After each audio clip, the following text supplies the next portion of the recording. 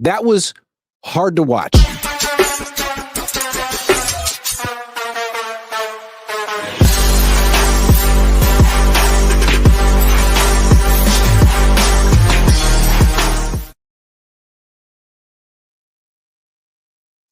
I picked the Niners to win this game. I thought they actually would win. I thought they were better than the Houston Texans because you see, the Texans were 2-4 coming into this game, and the Niners were 5-2. So to me, this is what you call a bad loss. Now let's put it in perspective. The Niners didn't have to win this game. They're still 5-3. So their record is okay. They're still in playoff contention.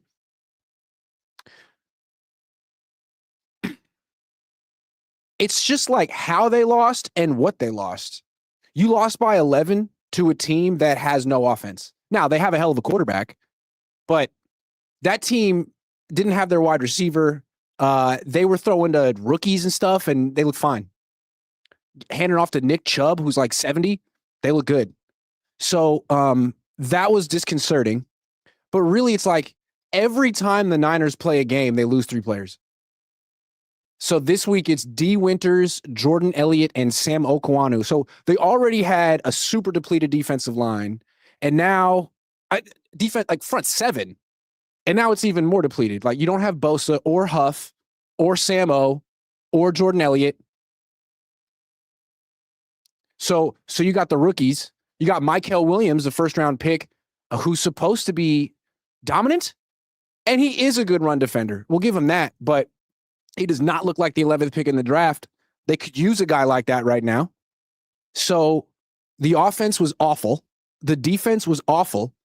You lost the game. You didn't necessarily have to win. You still have a winning record, but you're so injured. You're so injured. And it's looking like, yeah, I mean, some of these guys are going to come back, but is this team, I guess we'll talk about it in a little bit, the implications of this loss and where this team is going. But I really think the fact how they lost is worse than the fact that they lost. And the players they lost really adds insult to injury. You could afford to lose this one game. And I mean, I guess there's no shame in it. It's a 10 o'clock start. You're facing the best defense in the league. DeMeco Ryans is a hell of a coach who really knows the Niners as well as anyone. So there's no shame in that. And the season isn't over, but when you watch this game, it's hard to feel confident about what this team is. And it's hard to feel like, oh, this is a 5-3 team that just had a one-off loss. Like, this team that we saw today felt like the 49ers this feels like the real version of them. They've been finding ways to beat teams that are better than them, and that's super impressive. And Kyle Shanahan gets a lot of credit, but like, did he look like the coach of the year today? He didn't have his team ready to play. Now, it is a 10 o'clock start, and that's tough for a lot of teams, but he didn't have his team ready to play. His offense was crap. Once again, the best phase of his team was special teams. The best play was a Brian Robinson Jr. kick return. I don't think he's going to win coach of the year. And I don't know. I don't think this team is going to win 12 games. Before this game, I thought they would. But now it's like, man, they could lose to anyone. They made Braxton Berrios look good. Raise your hand if you knew Braxton Berrios was on the Texans. They made, Jaden Higgins look good? Jaden Higgins is on my dynasty team on my taxi squad. I don't even have him on the bench. They made CJ Stroud look like Tom Brady. So this was a bad loss. Coming into the game, I was telling myself, you know what? Even if they lose this game, if they can get out of this game relatively healthy, that's a win. But they couldn't. You already lost Fred Warner. Now D. Winters is down. And what's so crazy is Winters goes down. You're thinking, all right, finally, they're going to play their rookie, Nick Martin, who they drafted in round 3. They must really like him, right? Nope. Curtis Robinson, who they've cut 11 times, who's been on the practice squad for like 7 years. He's better than Nick Martin. That's disconcerting. So I don't know. Maybe there were some silver linings to take away from this game. I couldn't find many. It's Nick Friel says 2,036 games missed with total injuries in Kyle's era. Man, that's 2,036 excuses, man. King's Drizzy says trenches on both sides were so painful to watch. That's true, man. Stroud had all the time in the world. Giovanni Miller says last week you said the team is good. Now you say they're bad. Can't you be consistent, bro? And I'm your biggest fan. Been watching since 2019. Like, yes, they look really bad at this game. It's one game. Still like your show. All right, Giovanni, thanks for the $20. Can I be consistent? Not necessarily. I'm trying to be right. In retrospect, I think I was wrong last week. I mean, you put up 15 points. You give up like 5 double-digit play drives to the Texans? I'm sorry. The Texans were 2-4. They didn't have Nico Collins. It's hard to watch this game and see the injuries piling up and watch the Niners do nothing well and say, yeah, this team is better than the Eagles. This team's better than Green Bay. This team's going to beat the Rams when they face them again. This team's going to beat the Seahawks when they face them again. I mean, coming into the game, I thought this was a plucky team that might have been 6th or 7th best in the NFC. Now, I don't know about 6th or 7th best in the NFC. Who knows? Maybe they, trounce the Giants next week and we change our minds. But it's going to be hard to unsee what we saw today. Giovanni, I appreciate your optimism, though. Bill Kennedy says if Niners play like today, we will be lucky to win 9. Yeah. Joe No says NorCal tacos better than Houston tacos. Yes, they are. They are. But I do like Houston tacos. They're excellent. They're just not California tacos. JDM 408 says, do your job, quality control, you bum. It's my fault. Danny D says, Lucas needs to be starting. Enough with the zone defense. Michael McCann says, Ryans knew what Kyle would call, and this was a coaching failure, in my opinion. My fear is this game gives a blueprint for beating SF going forward. That's a very interesting contention. Let's get into the coaching right now. Let's talk about Robert Saleh's defense. I have a lot of respect for Robert Saleh. And I think it's fair to say that he's working at a deficit right now. No Fred Warner, no Nick Bosa. Those are the 2 best players on the defense. Those are the only guys they're spending big money on other than Lenore, although he's getting like mid-level money. So you're not going to have a dominant defense without those 2 guys, but they had a good defense last week without him.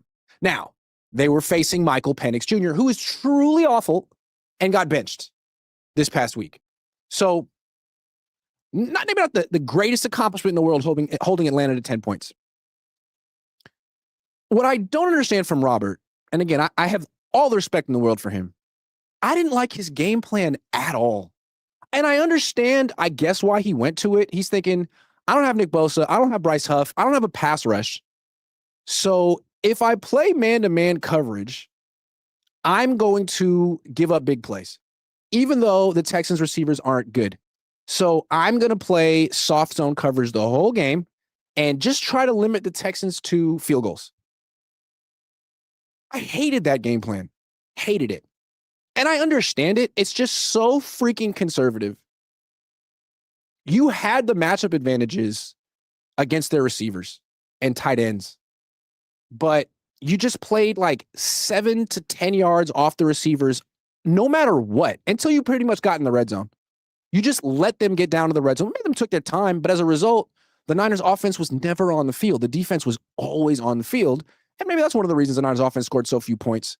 Maybe the defense would have been able to stay off the field. The offense could actually convert third down. So it goes hand in hand. But it was just the softest, most conservative game plan of all time. He never switched it up. When he did bring pressure, it didn't get home. Nothing he called worked. And again, he was facing a very bad offense. No, Nico Collins is a hell of a wide receiver. He didn't play. Dalton Schultz is no big deal. Jalen Knoll is a rookie. Higgins is a rookie. Xavier Hutchinson, who is that? Woody Marks? He looked way better than Christian McCaffrey in this game. So, and DeMeco Ryans has a bunch of good players, but man, wow, he looked way better than Robert Saleh in this game. So I understand Saleh's, got excuses, and it's not going to look great the rest of the year. And when he faces bad quarterbacks, his game plan today just might work. Because the game plan was hey, man, let's make them drive the ball 10 to 18 play drives. Let's make them execute over and over and over again because they're going to make mistakes. No, they freaking won't, because their quarterback is really good. He's better than Mac. He's better than Brock. And if you give him, the stats were out there. Parker Hurley, who writes for me on SI.com, wrote an article this week, great article, really with laying out that when CJ Stroud has time to throw and a clean pocket, he's legitimately, statistically, a top 10 quarterback in the NFL. When he's harassed under pressure, he's a bottom 10 quarterback in the NFL. That's how it goes. And he had all the time in the freaking world, partly because of personnel and partly because of the game plan. So what'd he do?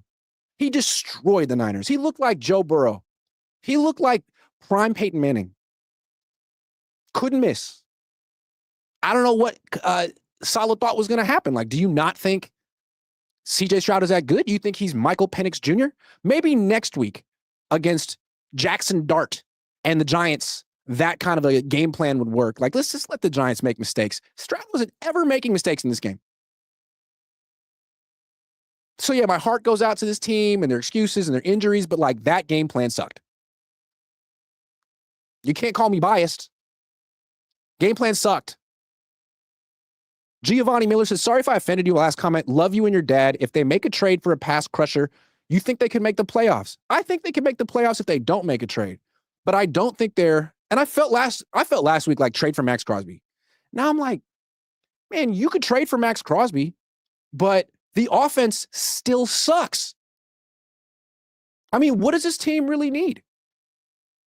Like a bunch of D linemen, a few linebackers, a safety, a running back, a wide receiver, an offense. I mean, they need everything.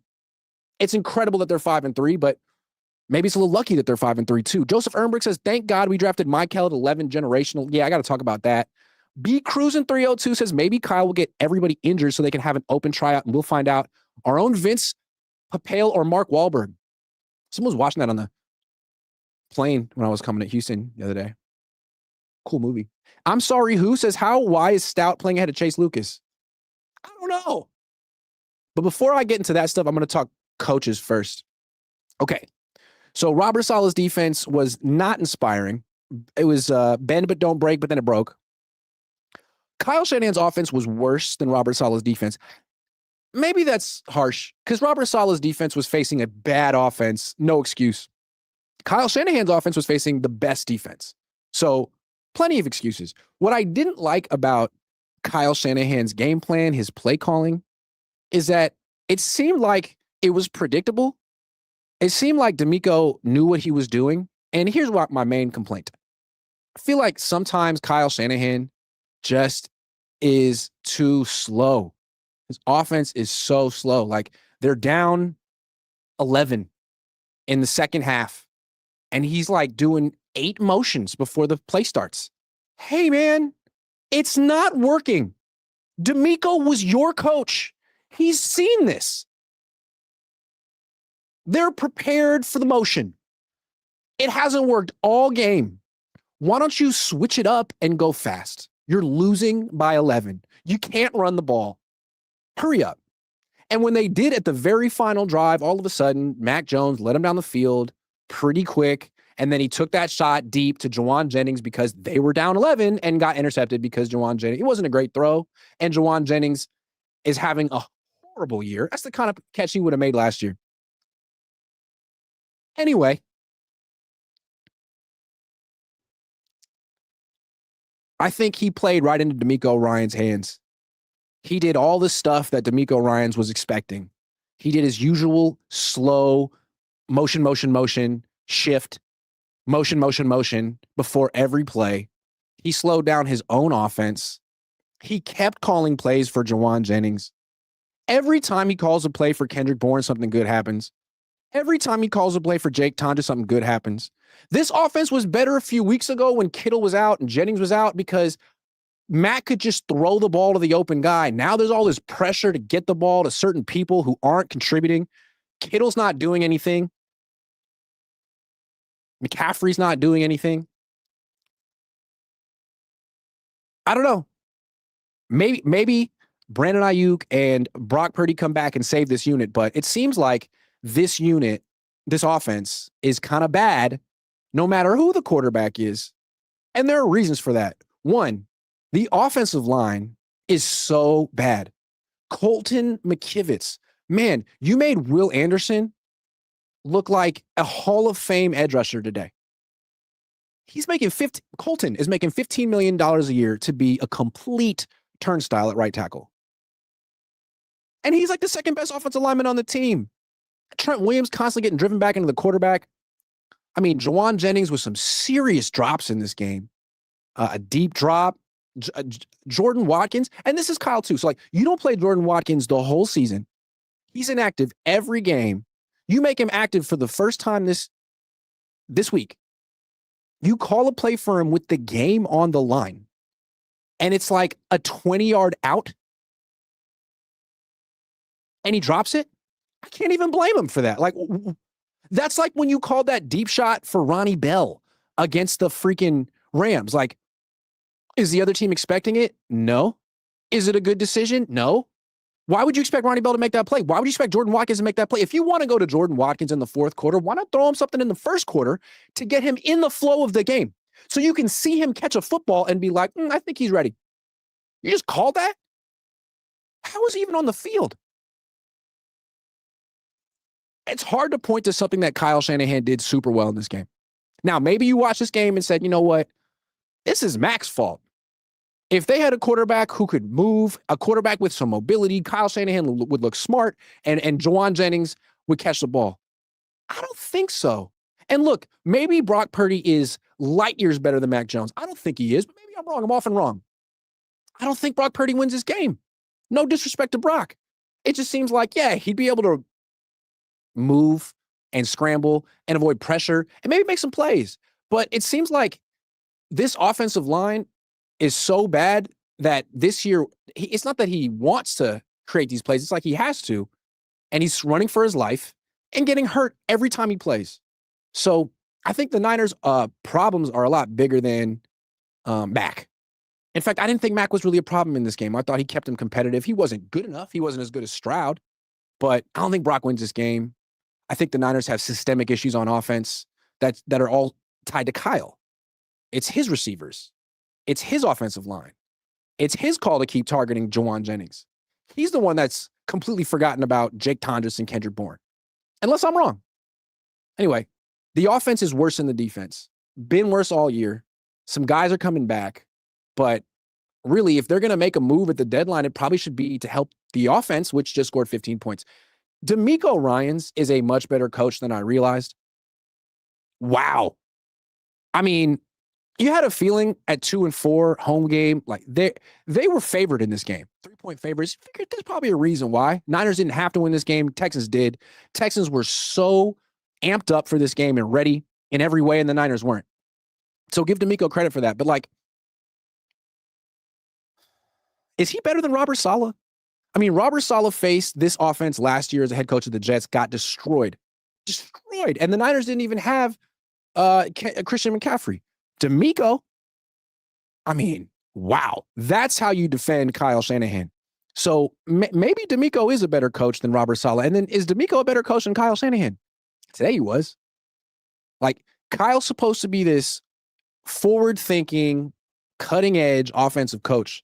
But it didn't seem like he called anything in this game that surprised DeMeco Ryans.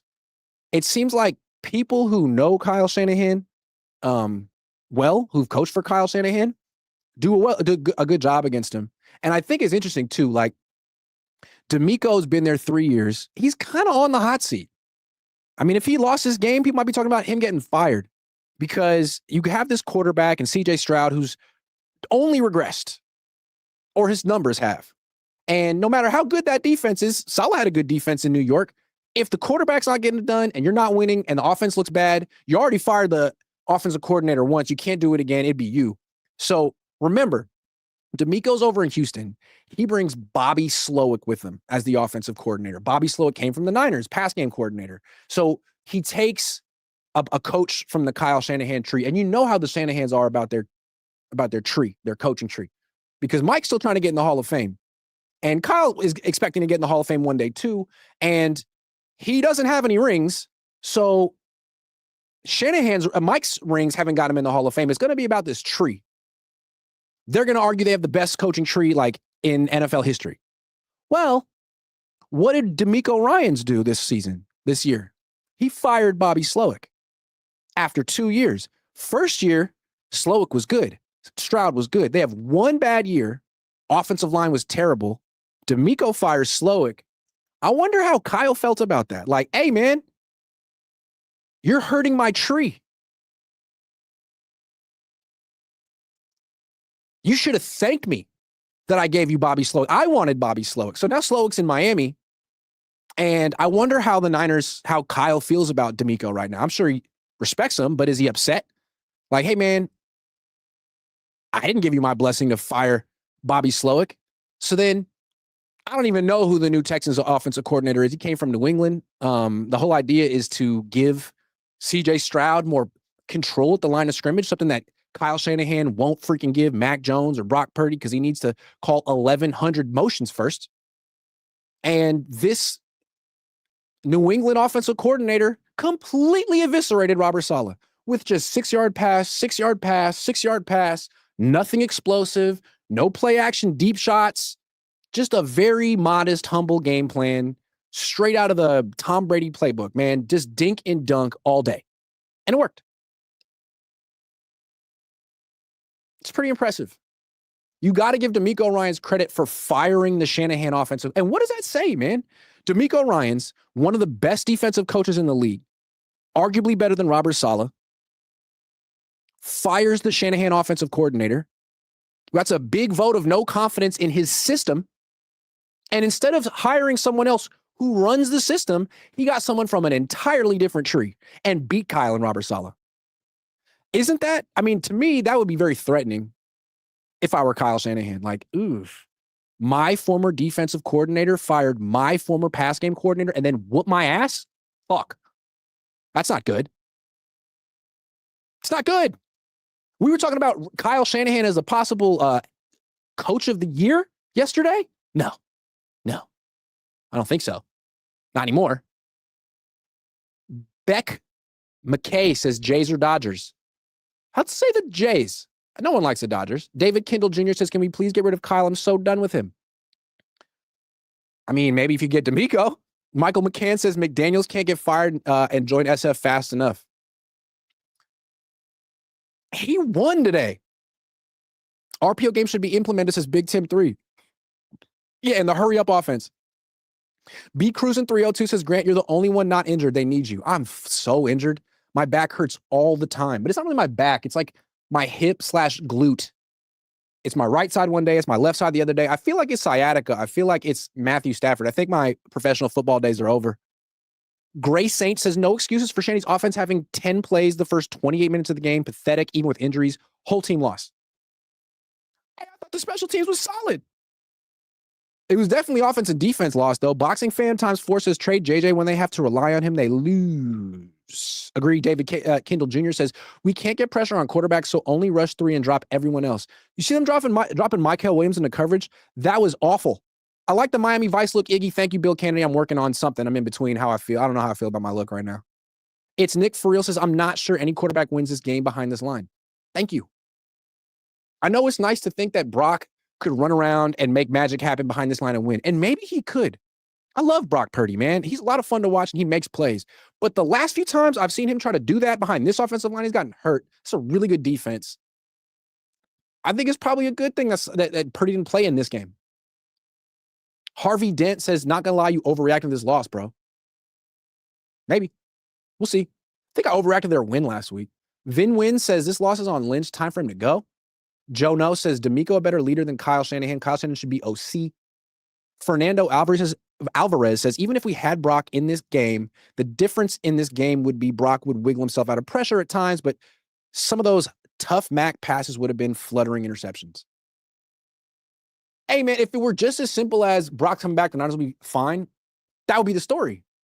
But if you watch this game, I think you know that's not the story. Why is Diet Pepsi so much better than Diet Coke, but Coke is better than Pepsi? Riddle me that. Christopher says, this team's forecast was always to lose the good teams. SF needs a rebuild. Yeah. And let's talk about that rebuild. So, I like Brock Purdy. I hate his contract. And maybe that sort of colors my analysis of him. But you know what? The contract can work if the Niners draft really well. That's the whole trade-off, right? Like, if you have a quarterback on a rookie deal, you don't necessarily have to draft great, because every time you miss on a draft pick, you can trade for a guy, you can sign a guy, you have cap space. You're not paying a lot of money for the most important position in the sport. Once you pay your quarterback, now it's the opposite. You need to draft really well, like 3 years in a row. And if you do, and you have a bunch of really good contributors on the rookie deal, then it doesn't matter that you're spending a hell of money on your quarterback, because you're not spending hell of money on a lot of other players who are difference makers. And the beginning of this process started this year. You let 9 starters go, you extend Brock Purdy, and you say you're going to take lumps by starting hella rookies. So it's we're 8 games into this season. We're about halfway. Let's do a progress report for the 2025 draft class, going in order from the first round down, starting with Michael Williams. Okay. First, the good. Let's do the good and not so good for these players. Michael Williams, the good, hell of a run defender. He really is a very good run defender. D-end, D-tackle. He has really almost single-handedly revamped the Niners run defense, which was awful last year. He gets a lot of credit for that. Problem is, he was the 11th pick of the draft. Alfred Collins in the second round, also a good run defender. Michael Williams, and it's funny, the Niners compare him to Eric Armstead. And you know what? When Eric Armstead was a rookie, he wasn't making much of an impact. So maybe that's a great comparison. But you can't draft Eric Armstead with the 11th pick. You can't. Eric Armstead wasn't even the 11th pick. He was like the 17th pick. And he's never been to a Pro Bowl. He's a good player, not a great player. He was barely worth the 17th pick, and he absolutely wouldn't have been worth the 11th pick. If you're taking a defensive lineman 11, you're telling your organization, your fans, there's a very good chance that this guy's going to be a Hall of Famer.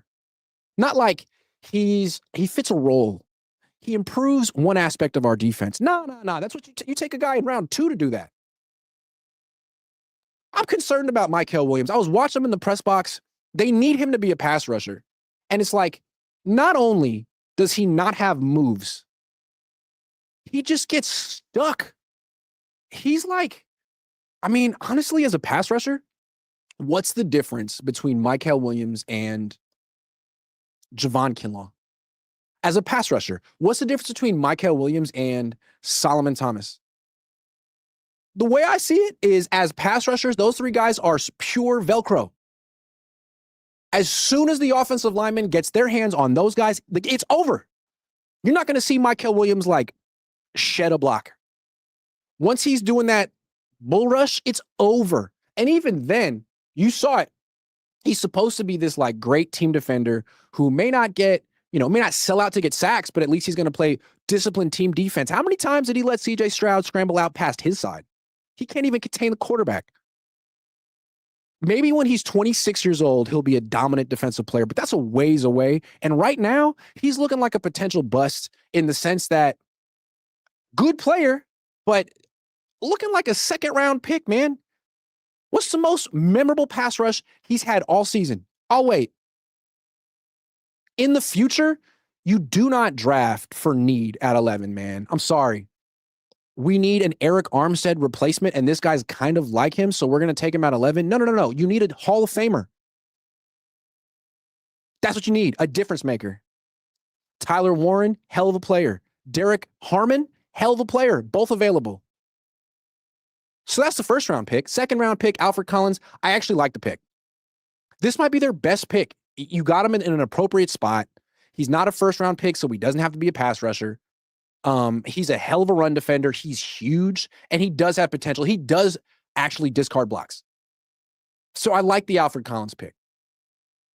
Still, in 5 years, is he going to be the best player available at that spot? I don't know. But so far, I like the Alfred Collins pick more than the Michael Williams pick. They seem kind of redundant. You didn't need to take both. If you want to take a D lineman in the first round, he needs to be somewhat of a pass rusher. Didn't we learn that with Kinlaw? That was the whole thing with Kinlaw. They drafted him to be a run defender. And they're like, okay, well, if Chris Kasarik can get his hands on him, he could develop him into a pass rusher. He never did. Chris Kasarik isn't a magician. How? If he couldn't turn Javon Kinlaw into a pass rusher, how's he going to do it with Michael Williams? How many years is that going to take? So not loving the first round pick, do like a second round pick. Let's talk third round.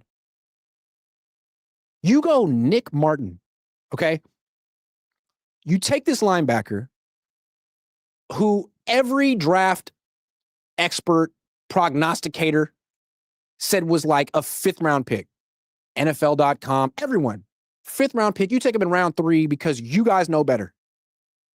I don't care that the whole world thinks he's a fifth round pick. We're taking him in round 3 because we're right and we need a freaking linebacker. Well, so they have every incentive to put him on the field. Like they took Upton Stout in round 3. Upton Stout's playing almost every snap because they want to prove that they were right about Upton Stout. And I don't know if they were. We'll talk about him in a minute. But like, they won't even play Nick Martin. They won't, under any circumstances, will not play Nick Martin. D. Winters goes down. They play Curtis Robinson. Luke Gifford has started like 8 games this year and recorded 5 tackles. He's playing over Nick Martin. So far, that Nick Martin pick is looking just absolutely horrendous. They're telling you he's terrible. They don't trust him. They'd probably put a safety on the field before they put him at linebacker. So that's not good. Maybe he'll be good eventually, but like, what are you doing drafting projects like this so late? So early. So, okay, that's Nick Martin. Next, Upton Stout. Upton Stout might be the best rookie on the team, but he's not good. He'll make plays as tackling. He'll hustle. He had a play today where he rushed, hit the quarterback, didn't bring him down, and then ran across the field and made a tackle for a loss. Great play. Love that. He plays really hard. He's strong. You wouldn't expect that from a rookie. But if you watch him before the snap, he always seems confused, man. He's always motioning to the cornerback or the safety, like, what am I supposed to do? Where am I supposed to be? What am I doing? He plays with this huge cushion. He gives up hella catches, and teams go after him. Maybe he'll be good really like one day, but he is a liability in coverage right now, and his backup, Chase Lucas, isn't. I actually think the Niners are deliberately playing the inferior player, and I don't know why. Maybe they just feel like I said at the beginning of the show, you know what? We're 5-2, but we're not that good, and we need Upton Stout to be a difference maker next year. So we're going to ride with him. Maybe it'll work out, but in the process, teams are giving him the Marquise Siegel treatment, and you know what I'm talking about. So that's Stout. After him was who? CJ West, inactive. He was really good in one-on-ones in off-season training camp. In 11-on-11 football, haven't noticed him one time. Maybe he'll be good one day, but he's kind of small for a defensive lineman. He's really more of a nose tackle, and he doesn't seem like he's super imposing. It seems like he can get moved around. So that's 1 4th-round pick. Then Jordan Watkins, 1 target, 1 drop all season. Nice. Maybe he'll be good eventually, but so far, no. Then Jordan James. You traded Deebo Samuel for this guy. Hasn't played a game. Inactive every game. Jordan James. Cool. Then you took Marquise Siegel. You traded Jordan James for this guy. He started a few games. The whole league decided he was the worst cover safety in the league. Teams targeted him until the Niners had to bench him. Now he's benched. Who knows if he'll ever be anything. He, tackles well. But, God, he's got a green light over his head. Then who do they take after that? Like Curtis Rourke, the injured quarterback, and Connor Colby, who's just horrendous. Not a great draft class. And again, like the success of Purdy's contract very much depends on the success of these picks and next year's picks and last year's picks. Last year was supposed to be a really good draft, but Ricky Pearsall's hurt all the time. Renardo Green got absolutely freaking worked today. Who else did they take last year? Isaac Guerrero doesn't play football anymore. Malik Mustafa's solid. Missing someone?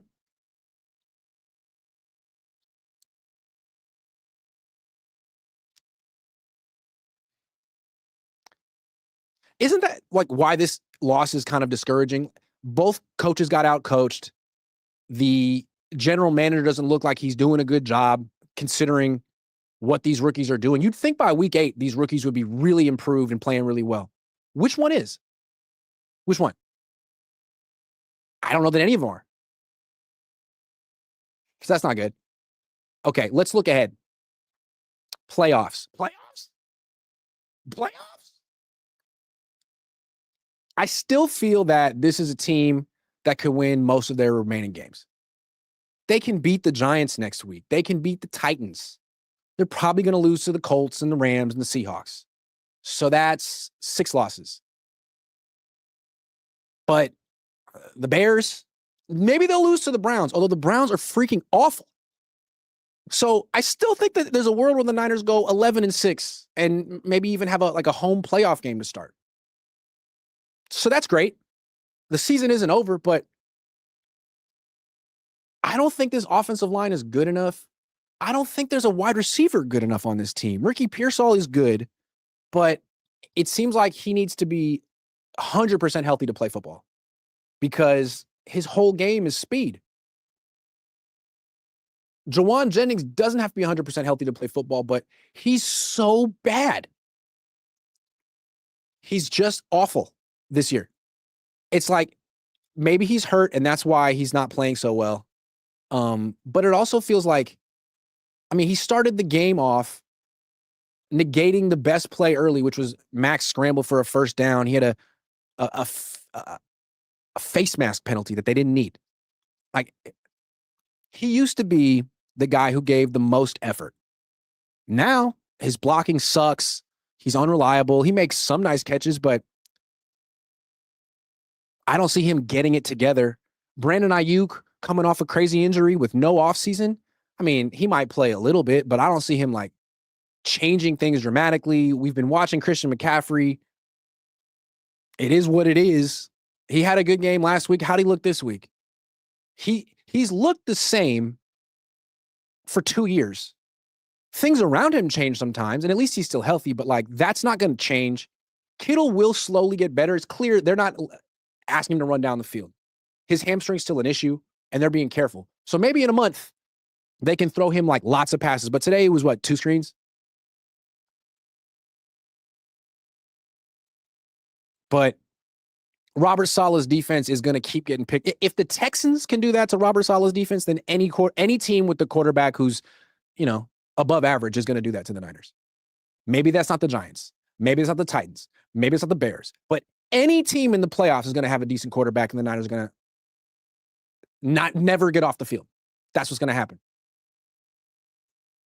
Unless they get to face Michael Penix Jr. in the playoffs.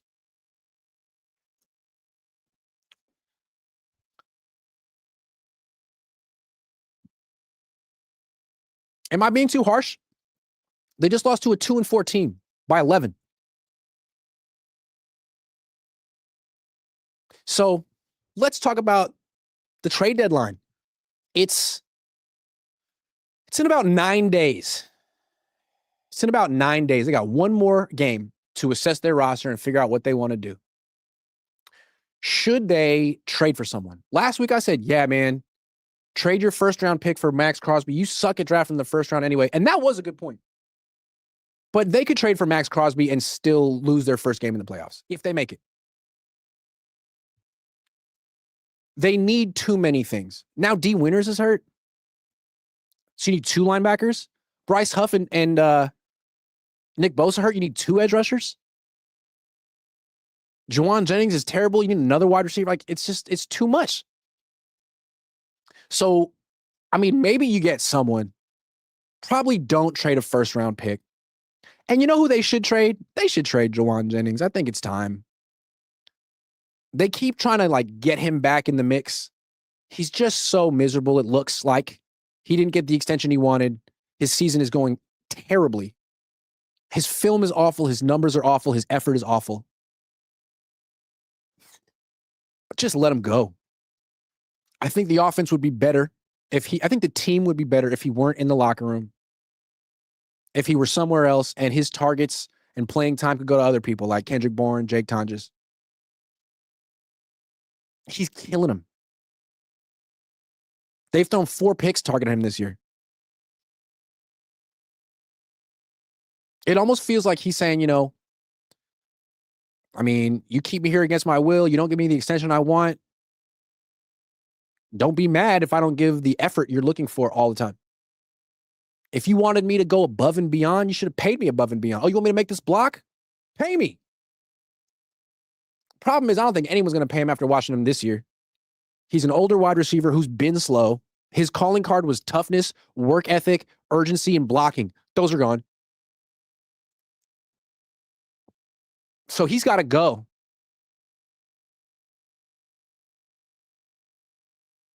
If they could trade for a defensive lineman without giving up a first or second or third round pick, great, because you need at least 7 of them.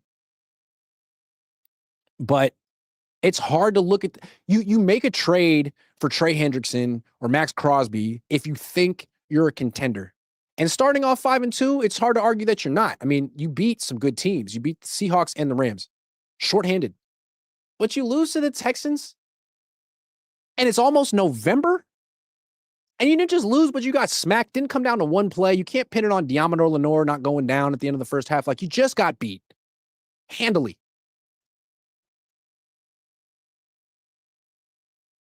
I'm not saying give up and trade Jawan Jennings and sell off the team and play for next year, but trading a first-round pick to try to win the Super Bowl this year, it would be silly. Because guess what? The Niners, I'm going to give you a little spoiler right now. Sorry if you were waiting for the end of the season.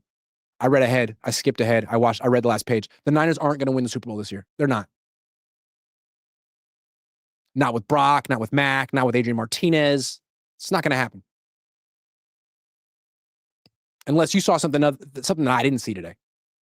So you want to make a trade to make the team better? It's not a 1-year rental. It's not a first-round pick.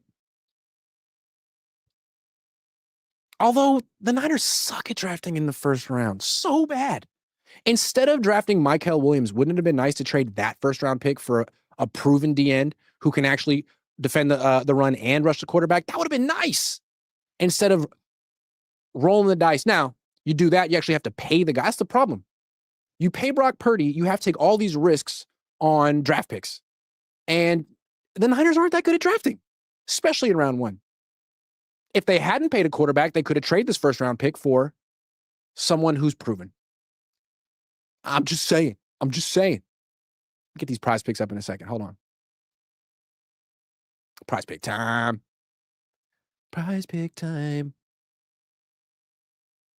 Hold on.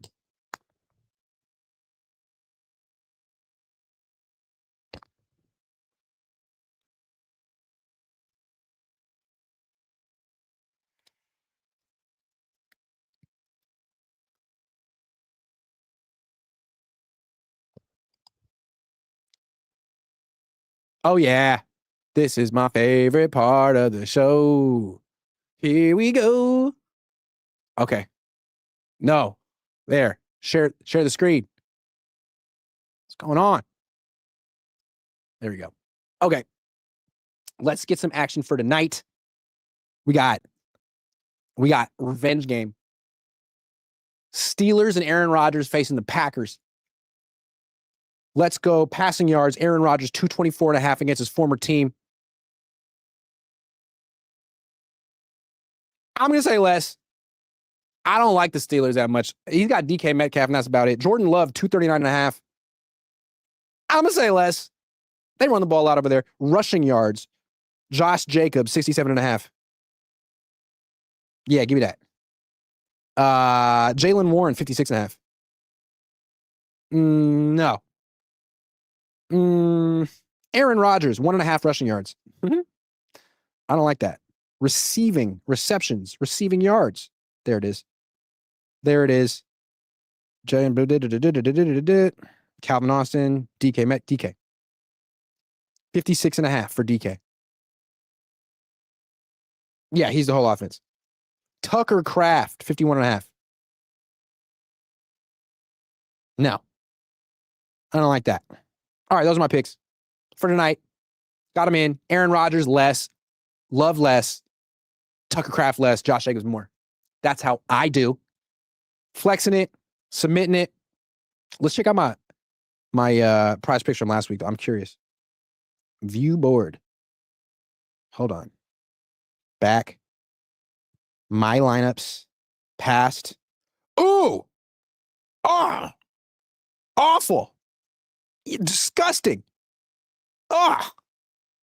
Let's pretend none of those picks. I mean, how can you get all of them wrong? McCaffrey? Yeah.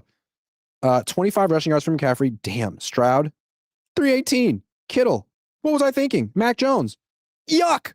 Nick Chubb. Man. Okay, well, look, at least I tried. But maybe make your own prize picks and compare them to mine, because I don't know. I don't have all the answers, although I'm usually right about everything. KJ McQueen says, what's with Kyle always overlooking protections? How many times did Colton have to get worked before Kyle finally had someone chipping? It's like watching Reddick amputate Brock's arm all over again. I don't know. I think Kyle really thinks Colton McKivitz is good, and then when he gets beat, they're like, what? Are you kidding? Like, he's awful. He's worse than Mike McGlinchey ever was. It's Nick for real says, out of all your food reviews these years, what's number one? Oh, man. Mexican food in San Diego, baby. But by far. I've been enjoying my Mexican my Mexican adventure. It started off as a burrito adventure, but now I've incorporated tacos. Bill Kennedy says, when was the last time the Niners drafted OT number one? McGlinchey. That worked out. Joshua Wyatt says, McTackle always gets beat from the jump. Can you believe they extended that?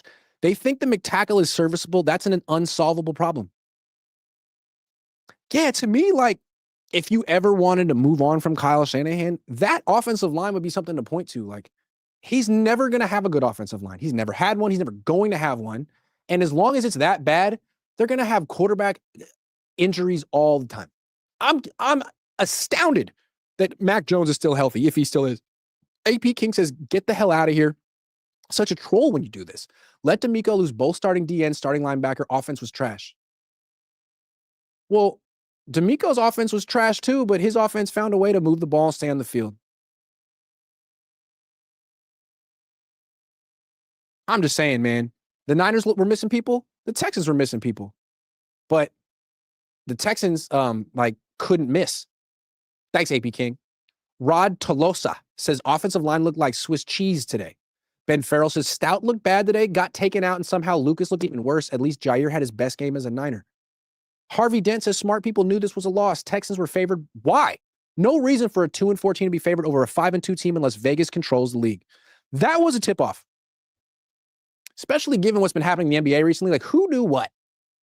This brother Bob K has been a member for 29 months. Thanks. What's up, brother Bob K? What up, K? LOL, you forgot the Bears Moody. LOL. How's he doing? Andrew Kroll says, I have a weird feeling Lenore is injured. Remember this. Okay. I mean, everyone is, right?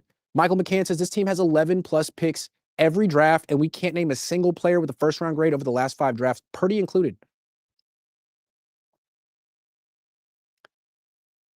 Whew. Damn, when you put it that way. Who was the last guy with the first-round grade? Ayuk? Whew. CM Top Fly says, DeMeco just said I should have got promoted to head coach and Kyle should have gotten fired. Javid says, what was the last great draft class for SF? Definitely not under Kyle Shanahan's tenure. I truly despair. Always a nearly team which chokes when it matters. Bosa, Debo, Greenlaw? 2019? Andrew Kroll says, ain't gonna lie. I feel like every week is either they are Super Bowl team or they have no shot if they lose. Why this year so bipolar? Because their schedule is easy, so they're racking up wins, but I still feel like the whole year with all the injuries and how close these games have been, there's been a lingering feeling that this might not be sustainable. MS says, why is like Gifford still playing? I don't, because Nick Martin's worse. Michael McCann says, I'd still take Crosby for a first. We're just going to use that pick on a 3rd round talent anyways. That's a good point. SoCo 1918 says, since Jennings' tantrum, it's been less shots to Bourne, and now they force feeding Jennings. Thank you for noticing that. That's another problem I have with Kyle Shanahan. You did this last year with Debo, man. You have a veteran on your team who's throwing a freaking tantrum and acting like a baby, and what do? Coddle him.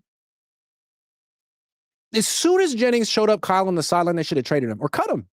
Instead, they've been forcing him passes and losing games. They've lost 2 of the last 3, targeting Jennings heavily. Come on, Kyle. You're real tough on rookies, man. Be tough on Jawan. Did Houston beat them worse than Tampa? How?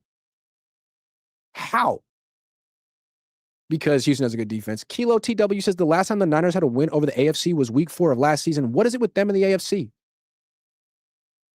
Damn, I didn't even know that. It's crazy. I don't know, man. Coach of the year over here. Andrew Kroll says, can you sell me a rage bait tutorial? Yeah, but not for $2. Deontay Davenport says, if you were in this situation, what would you do? Would you call the season or keep pushing on? I wouldn't call the season at 5-3. But I wouldn't think that I'm one player away from winning the Super Bowl. I mean, I don't expect the team to win the Super Bowl. So maybe make a modest trade, get rid of Jawan, bring in someone, kick returner. Brock Purdy would have won this game. Sure. Fish and Chip says, could a burrito do a better job at head coach? Depends. Does the burrito have rice or French fries? Because I don't think a California burrito can really get the job done, personally. Anyway, Bill Kenny says, no way JJ has 5 broken ribs. Thoughts? There's no way. You can't play through 5 broken ribs. I think he's just having a bad year. I think his ego is broken in 5 different places. That's pretty much what's going on with him. All right, guys. Thanks for watching.